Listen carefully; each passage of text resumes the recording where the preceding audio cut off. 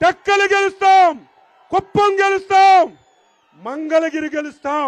ఈ 3 పేర్లు ఎందుకు చెప్తున్నానంటే చంద్రబాబు నాయుడిని ఓడిస్తాడట, మంగళగిరిలో లోకేష్ ఓడిస్తాడట, టెక్కల్లో నన్ను ఓడిస్తాడట.